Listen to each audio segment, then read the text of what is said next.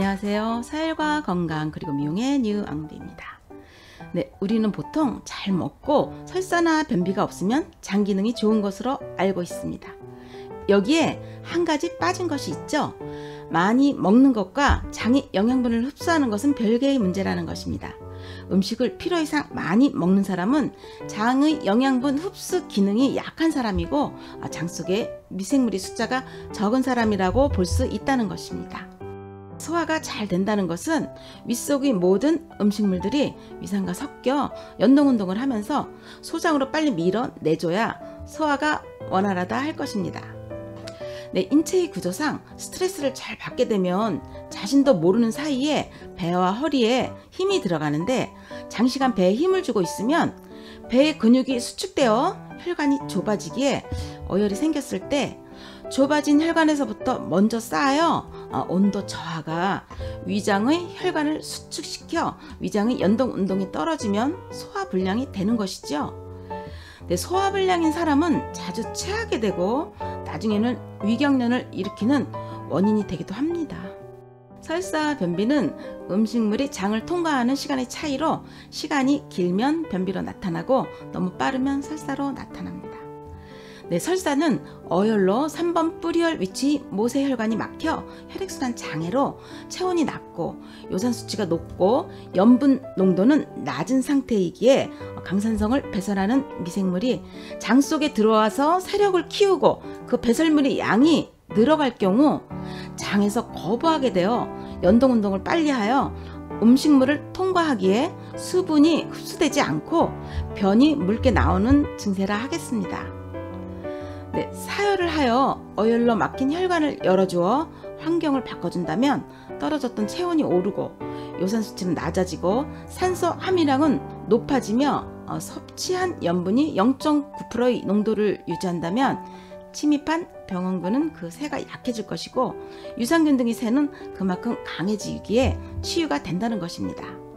변비는 어혈로 3번 뿌리혈 위치 모세혈관이 막혀 산소 공급이 줄어들어 장내 연동 운동이 위축된 만큼 장에 머무르는 시간이 오래되어 수분을 많이 흡수해버리면 변이 되져서 나오는 것으로 설사와 변비는 그 원인이 같기에 3번 뿌리혈 위치 모세혈관을 열어준다면 당연 치유가 될 것입니다.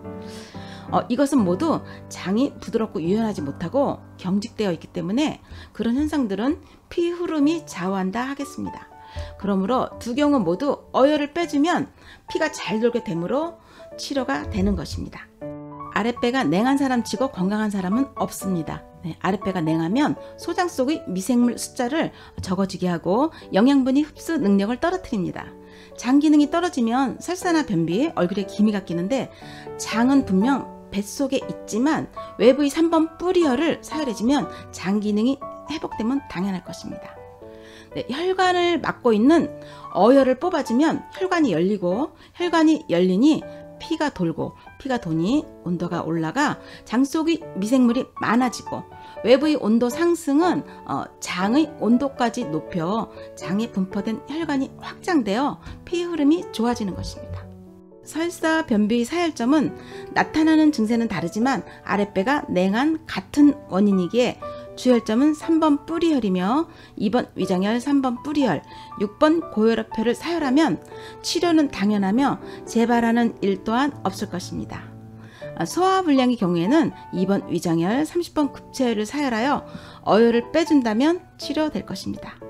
소화기계의 전반적인 병증이 걱정된다면 2번 위장혈, 3번 뿌리혈, 6번 고혈압혈, 8번 신간혈이 사혈을 마친 다음 30번 급체혈을 사혈하여 어혈로 막힌 모세혈관을 열어준다면 영양분 흡수 기능이 향상될 것이고 신장과 간이 독소를 먹어치워 피를 맑게 하는 만큼 산소 함유량이 많아지고 어혈이 생성 원인이 해소되어 위쪽의 혈액순환이 원활해지기에 소화불량, 급체, 위경련, 위염, 위하수, 각종 무록, 설사와 변비, 위산 가다 등 각종 질환의 근본적 치료는 물론 오장의 기능 또한 동시에 호전될 것입니다. 사혈 시 주의사항과 인체 부위별 혈점은 영상에 게시된 전체 사혈도를 참고하시고 설사와 변비 등에 대한 사혈의 설명을 곁들여 보겠습니다. 네, 2번 위장혈과 3번 뿌리혈입니다.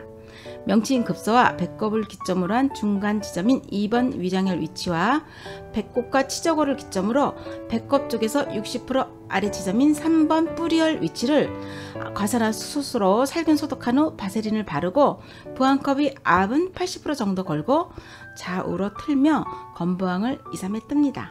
타원형의 큰 컵을 활용하는 것도 효과적일 것입니다. 네, 부항 위치에 20배 정도 사침을 한 다음 부항컵을 겁니다.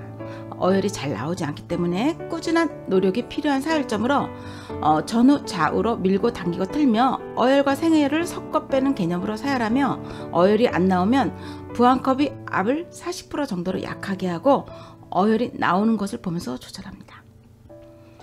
어혈이 나오는 상황을 관찰하며 멈춰 있으면 부항컵이 압을 풀고 나온 어혈을 솜둥으로 수거합니다. 매번 살균 소독한 후 바세린을 바르며 최소 5차례 정도 실시하고 어혈이 잘 나오지 않는 혈점인 만큼 주 2회 정도 사혈하는 것이 합리적인 방법일 것입니다. 6번 고혈압혈입니다. 골반뼈 상단 1cm 위 지점, 척추 3번 뼈 요추 기준으로 양쪽 5cm 지점으로서 등 근육이 제일 높은 지점입니다. 살균 소독과 바세린은 사혈 전후 철저히 시행하며 전후 좌우로 밀고 당기며 건부항을 2, 3회 뜹니다. 부항 위치에 20배 정도 사침을 한 다음 부항컵을 겁니다. 어혈 나오는 것을 보면서 부항컵의 압을 조절해 봅니다. 어혈이 나오는 상황을 관찰하며 멈춰 있으면 부항컵의 압을 풀고 나온 어혈을 솜둥으로 수거합니다. 동일한 방법으로 최소 5차례 정도 실시하며 조혈 기능과 보혈을 염두하여 기준 사혈량을 설정하고 주 1회 사혈합니다. 6번 고혈압혈에서 어혈이 잘 나오지 않는 사람이 8번 신간혈을 먼저 사혈하여 어혈이 눈쇠태가 나면 고혈압 환자는 혈압이 더 상승하고 요통 환자는 통증이 더 심해질 수 있음을 유념하셔야 할 것입니다. 8번 신간혈입니다.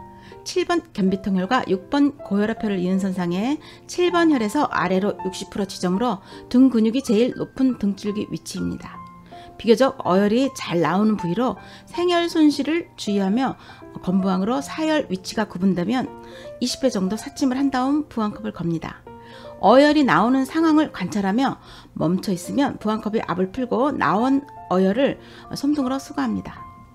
동일한 방법으로 최소 5차례 정도 실시하며 조혈 기능과 보혈을 염두하여 기준 사혈량을 설정하고 주 1회 사혈합니다.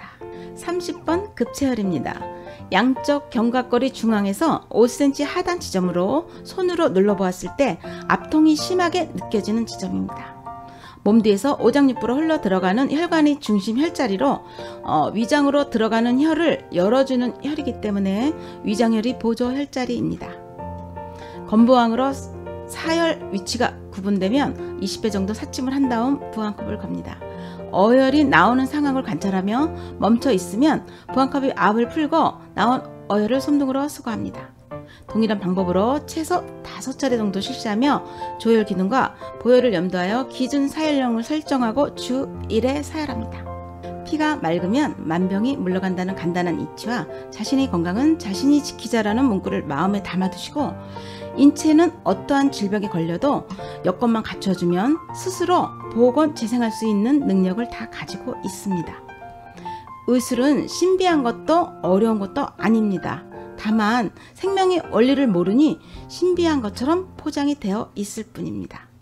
지혜의 눈을 뜨고 생명 현상의 이치를 헤아린다면 당연하다는 생각이 절로 들 것입니다. 네, 영양분, 철분, 염분에 대한 보살의 균형을 지키며 사혈 관련한 기능식품의 활용도 큰 도움이 될 것입니다.